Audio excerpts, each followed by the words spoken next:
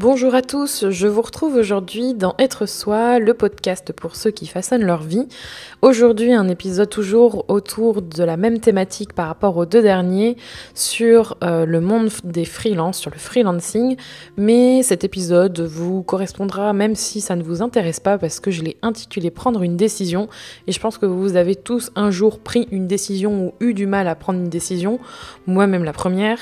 Et je pense que cette thématique peut être intéressante parce que personnellement, je suis entourée de personnes qui prennent des décisions, des grosses décisions dans leur vie, des choses où justement c'est difficile de passer à l'action.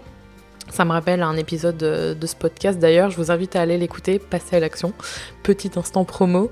Et aujourd'hui du coup j'avais envie de vous parler de ça dans le contexte du freelancing, mais pas que, donc comment prendre une décision. J'évoquais du coup au début de cet épisode que c'était souvent difficile, qu'on faisait face à la peur.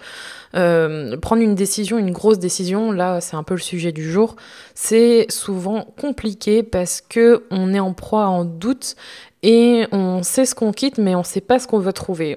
C'est un peu comme beaucoup de choses, la zone de confort, on est dans un truc qu'on est bien et on voit...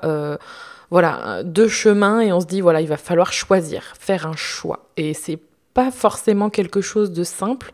Pour certains, c'est même très compliqué parce que il se peut que dans la vie, vous n'ayez pas forcément vraiment fait de choix par vous-même, c'est-à-dire que c'est des fois des choses qui se font pour vous ou par la force des choses et en fait, c'est plus une contrainte qu'un choix. Et quand on a véritablement un choix à faire et que c'est à vous de prendre une décision et que ça vous appartient, c'est une autre histoire. Et je peux dire par expérience que c'est parfois difficile de se retrouver confronté à ça parce qu'on peut longtemps douter et longtemps se mettre à gamberger et plus long c'est, pire c'est, je trouve. La première étape pour moi, c'est de se poser les bonnes questions et se mettre à la place de quelqu'un d'autre. Alors, ça veut dire quoi ? C'est tout simplement faire le processus inverse en se disant, voilà, imaginez que tous les problèmes que vous avez, c'est les problèmes de quelqu'un d'autre et que vous êtes là pour la conseiller et lui dire quoi faire. Et comme c'est quelque chose d'extérieur et que ça me concerne pas directement, je peux analyser ça de façon un peu plus facile, de façon moins émotionnelle. On a beaucoup parlé des émotions dans les différents épisodes et ça permet justement de se dégager, de prendre du recul comme on dit et de se poser les bonnes questions. Alors pour moi les bonnes questions c'est très vaste, mais en tout cas il faut savoir analyser par rapport à la décision que vous devez prendre, par rapport au choix que vous devez faire, quel est le meilleur scénario pour vous. Qu'est-ce que vous lui diriez, quels conseils vous lui apporteriez. C'est très français tout ça. Qu'est-ce que vous pourriez lui dire pour l'aider. Et ça déjà, ça permet en fait de prendre un recul assez... je trouve assez important et parfois c'est la première étape parce qu'on a tendance à être tellement dans son truc à gamberger que quand on prend une certaine distance avec ce qui nous concerne et c'est parfois lourd, qu'il est important justement de se dire voilà, qu'est-ce que je pourrais dire à cet ami, à ce proche s'il rencontrait ces soucis-là. Et la deuxième chose pour moi qui va, après ces questionnements et cette distance que vous pouvez prendre avec cette décision, c'est de s'écouter. Et ça veut dire plein de choses s'écouter, mais c'est vraiment prendre en compte vos intuitions, votre petite voix intérieure, vos rêves, vos volontés, vos ambitions, tout ce qui est... Par contre, là, peut-être de l'ordre du ressenti. Vous savez, ce truc que vous sentez quand vous sentez que c'est la bonne chose à faire. C'est quelque chose de très compliqué à décrire, c'est très personnel, mais vous sentez que c'est ça, vous sentez que c'est le bon truc. Et que si vous faites pas ça, vous sentez tout de suite les effets négatifs ou tous les trucs vraiment qui vous plaisent pas, tout le côté inverse en fait. Moi par exemple dans le cadre de mon travail en tant que freelance, c'était d'accepter une mission qui me correspond pas. Je vais tout de suite sentir que c'est pas forcément la bonne chose à faire. Je vais sentir un peu dans mes tripes comme on dit, dans mon cœur ou à l'intérieur de moi que c'est pas ce que je veux vraiment. Et je pense qu'il est très important d'écouter sa petite voix intérieure, son intuition, appelez-le comme vous voulez, parce que ça a tendance à vous protéger. C'est vraiment pour ma part en tout cas, un signe flagrant et un signe important à ne pas taire, parce que si vous le faites taire trop longtemps ou que vous le mettez de côté, ça reviendra à un moment donné et ça peut être source de regret parce que vous avez une mémoire et vous savez que vous avez ressenti cette émotion ou cette petite voix à un moment ou à un autre. Si elle revient plus tard dans votre vie et que vous l'avez mise sous silence volontairement, vous pouvez après vous blâmer et ce serait trop dommage. Prendre une décision, c'est donc pas facile, mais en même temps, ça n'a pas forcément à être long et laborieux. On va dire que ça n'a pas à être dur et douloureux, mais ça ne tient qu'à vous, en fait, de faire en sorte que ça avance. Et ça, souvent, c'est dur à entendre, et pour ma part, c'est compliqué, parce que j'ai tendance à ruminer énormément, et à me dire... De toute manière, qu'est-ce que je vais pouvoir faire si je fais ça? Qu'est-ce qui se passe? Voilà, j'ai tendance à m'imaginer le pire et à me dire de toute manière, je vais pas y arriver. Il y a ça, il y a ça, il y a ça. Si je fais ça, il va se passer ça. Si je fais ci, il va se passer ceci. Ça n'en finit plus. Mais il n'en reste que c'est votre décision et essayez de vous rassurer. C'est vraiment une bonne chose à travers des retours, à travers des témoignages, à travers des histoires. Par exemple, peut-être que mon histoire vous rassure par rapport à potentiellement une envie de vous lancer en freelance, peut-être que en voyant que j'arrive à faire certaines choses, voilà, il y a peut-être des choses qui vous rassurent. Moi-même, quand je vois des parcours dans certains business que j'ai envie de lancer ou dans certains je sais pas, produits, services que j'ai envie de faire, je regarde d'autres exemples et je me dis lui, il a réussi, elle a réussi, je peux y arriver, je vais regarder beaucoup de choses et je vais rien faire. Et ça, c'est quelque chose d'assez impressionnant, comment ça peut être chiant, mais c'est personnellement ce qui m'arrive régulièrement. Et en plus de ça, ça a deux facteurs. C'est que le premier, vous allez mettre un temps fou, mais incommensurable, c'est le temps perdu en fait à essayer de vous rassurer, vous ne le passez pas à passer à l'action, et de deux, ça ne peut pas confirmer forcément ce que vous allez vivre, parce que certes, ça rassure sur le moment, parce que c'est quelque chose qui est possible vu que ça a été vécu par une personne, mais d'un autre côté, c'est pas forcément, ça ne valide pas forcément ce que vous allez vivre, et tant que vous ne passez pas à votre prise de décision, parce que c'est votre décision, rien n'arrivera. Donc en fait, d'accord, il faut se rassurer, ça c'est sûr, il faut aller voir un peu ce qui se passe pour apprendre, pour voir ce qu'on a à vous dire, ce qu'il est possible de faire, mais par contre, il faut retenir une chose, c'est que c'est votre décision et que ce n'est pas celle des autres. Il ne faut pas la faire par rapport aux autres uniquement, attention, parce que si vous attendez un retour d'expérience ou une validation ou une valorisation pour justement que vous vous sentiez un petit peu plus apaisé, moins en dehors de votre zone de confort, en dehors de ce cercle que vous connaissez, parce que ça fait flipper et que vous vous sentez pas bien, quoi, vous vous sentez pas à l'aise, vous allez mettre encore plus de temps à prendre votre décision. Moi, c'est ce qui m'est arrivé il n'y a pas très longtemps et je peux vous dire que ça déclenche de la procrastination, ça finit par vous bouffer votre temps et vous finissez par gamberger en vous disant « bah je vais réfléchir » et ça ne finit jamais.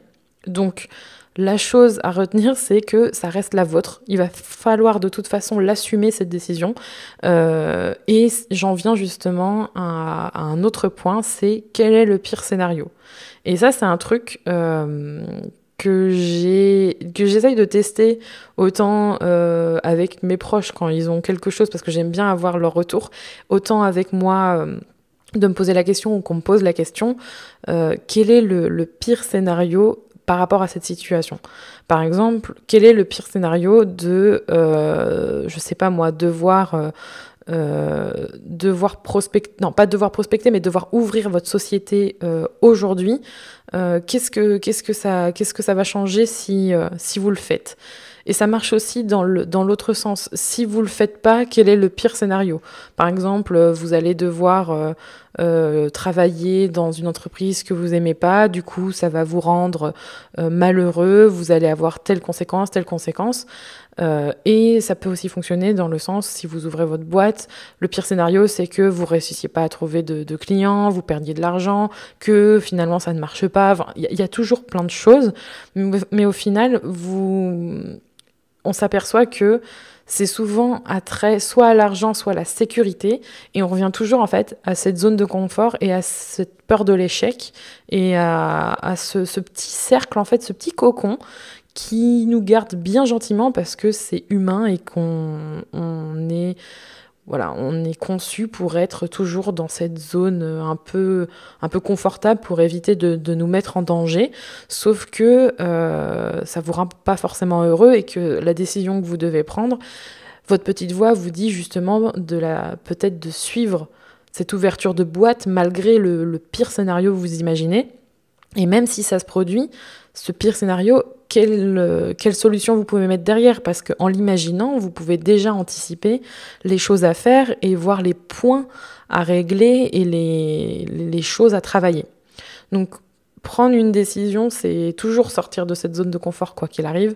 Honnêtement, quand on commence à se dire quelle est la pire chose qui pourrait m'arriver, moi maintenant je pense plus à je vais mourir, quoi. Fermer ma boîte, pour moi c'est plus le pire scénario, même si ça reste quand même vraiment très très chiant et ça m'embêterait, pour être poli, de devoir la fermer. Mais le pire pour moi ce serait pas ça dans ce cadre-là, et maintenant je commence à relativiser beaucoup plus. Donc du coup, il faut assumer sa prise de décision, il faut y aller, il faut se dire, voilà, c'est ce choix que je veux faire.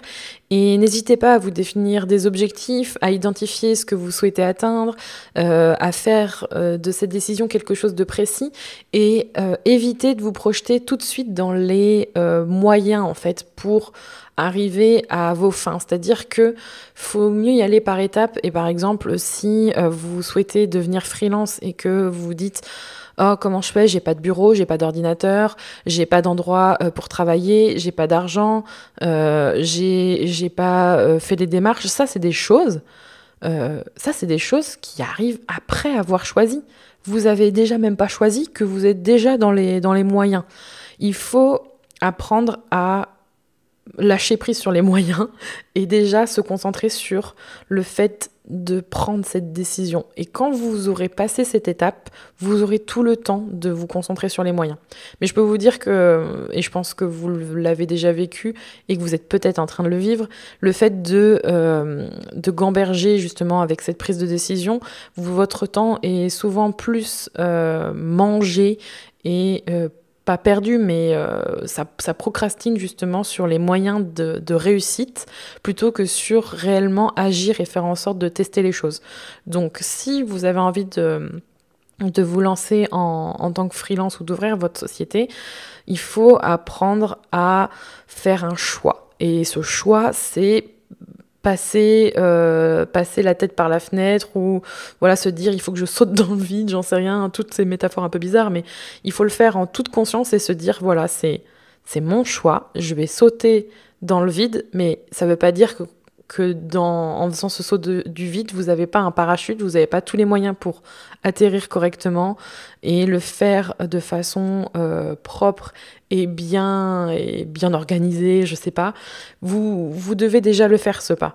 Et si votre objectif, c'est justement d'arriver à ça, il faut déjà le faire, le premier pas. Et ensuite, faire le reste pas à pas. Donc du coup, comme je vous le disais, ce mois est consacré particulièrement au freelance ou au freelancing, ou à ce monde-là, devenir freelance. Et par rapport à ce podcast, je vous propose de profiter d'un coaching gratuit que j'ai mis en place. C'est un truc en 5 jours, c'est très simple à suivre, mais c'est particulièrement pour vous. Si aujourd'hui vous vous posez la question, est-ce que freelance est fait pour vous? Du coup, ça va vous permettre de prendre cette décision, car avec ce petit coaching aux petits oignons que vous avez à faire en 5 jours, je vous accompagne en fait pour prendre cette décision et vous aider à voir si freelance c'est fait pour vous ou pas. En 5 jours, vous saurez si c'est fait pour vous. Soit vous passez à autre chose, soit vous avancez et là c'est bon, vous avez le mindset comme on dit, ou du moins vous êtes focus sur le fait de vous lancer en freelance, et après du coup c'est déjà beaucoup plus facile de faire le reste.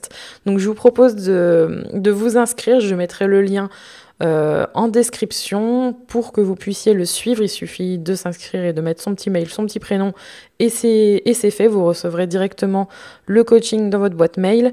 Ça, je trouve que c'est le truc que j'aurais bien aimé avoir parce que honnêtement, je suis quelqu'un qui procrastine beaucoup dans sa tête, qui a tendance à vivre beaucoup dans sa tête et à faire son monde dans sa tête. Et je me souviens quand je me suis, juste avant de me lancer, il m'a fallu plus 1 mois, 2 mois, voire peut-être un petit peu plus dans cette période de transition pour justement prendre ma décision, et j'aurais bien aimé d'avoir eu ces outils ou ce petit coup de boost pour justement y arriver. Donc n'hésitez pas à le faire, je pense que ça peut aussi vous permettre de clarifier les choses. Je vous mets tout ça en description et je vous retrouve la semaine prochaine pour un nouvel épisode, et en attendant, prenez soin de vous.